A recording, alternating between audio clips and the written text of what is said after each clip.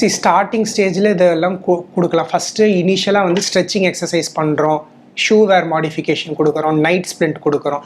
இதெல்லாம் பண்ணியும் work out ஆகலைன்னா அதுக்கு அடுத்த ரிசார்ட் தான் ஸ்டீராய்டு இன்ஜெக்ஷன், அல்ட்ராசவுண்ட் தெரப்பி கொடுக்கலாம், ஸ்ட்ரெச்சிங் கொடுக்கலாம். அதுவும் நமக்கு ஒர்க் அவுட் ஆகலை, தென் ஸ்டீராய்டு இன்ஜெக்ஷன் கொடுக்கலாம்.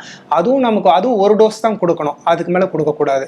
அப்படியும் அது ஒர்க் அவுட் ஆகலைன்னா அதுக்கப்புறம் நம்ம வேறு ஏதாவது சர்ஜிக்கல் இன்டர்வென்ஷன் தான் பண்ணுற மாதிரி இருக்கும்.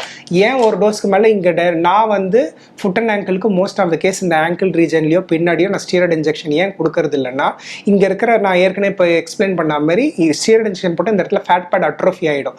அந்த ஃபேட் பேட் ஒரு தடவை போயிடுச்சுன்னா நீங்கள் என்ன தான் கொடுத்தாலும் திருப்பி அதை வந்து ரீஜெனரேட் பண்ண முடியாது. எப்படி இப்போ மூளையில் அடிபட்டுச்சுன்னா அவங்க வந்து பிரெயின் டேமேஜ் ஆகிடுதுன்னா ஷாக் ஆகுது, கோமா போகுதுன்னு சொல்கிறோம். அதே மாதிரி இந்த ஃபேட் பேடெல்லாம் வந்து ஒரு தடவை போயிடுச்சுன்னா திருப்பி அது ஃபார்மே ஆகாது.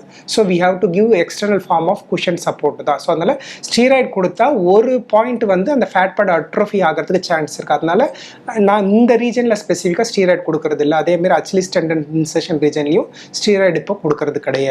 ஸோ அது எதுவும் டெண்டன் டீஜெனரேஷனோ டெண்டன் அருந்து போகிறதுக்கோ வாய்ப்பு இருக்கிறதுனால அந்த 1% சான்ஸ் கூட நாங்கள் எடுக்கிறது கிடையாது. எல்லாருக்கும் நடக்குமா? கிடையாது. எல்லாருக்கும் இன்ஜெக்ஷன் போடுறதுக்கு நடக்குமா? அட்ரோஃபி ஆகுமா? கிடையாது. பட் ஒரு சில அந்த 1% ஆகிறதுக்கு சான்சஸ் இருக்குது. அதுவுமே நாங்கள் இப்போ கொடுக்கறது கிடையாது. ஷார்ட் வேவ் தெரப்பியோ அல்ட்ராசவுண்ட் தெரப்பி என்ன பண்ணுது? பேசிக்காக உங்களுக்கு அந்த இடத்துல ரத்த ஓட்டத்தை இன்க்ரீஸ் பண்ணுது. ரத்த ஓட்டத்தை இன்க்ரீஸ் பண்ணுச்சுன்னா என்ன ஆகும்? அந்த இடத்துல எனி டேமேஜ் எதுவும் இருந்ததுன்னா ரத்த ஓட்டம் இன்க்ரீஸ் ஆச்சுன்னா வெள்ளை அணுக்கள்லாம் போய் பிளேட்லாம் போய் அந்த இடத்த ஹீல் பண்ணுறதுக்கு புதுசாக பிளட் செல்ஸ் எல்லாம் அனுப்பி அந்த இடத்த ஹீல் படுத்துறதுக்கு ஹெல்ப் பண்ணும். அவ்வளோதான் அந்த தெரப்பி. அது ஒரு சில பேருக்கு ஒர்க் அவுட் ஆகும், சிம்டம் ஃப்ரீ ஆகலாம். சிம்டம் ஃப்ரீ ஆகலைன்னா வி ஹவ் டு இன்டர்வென்.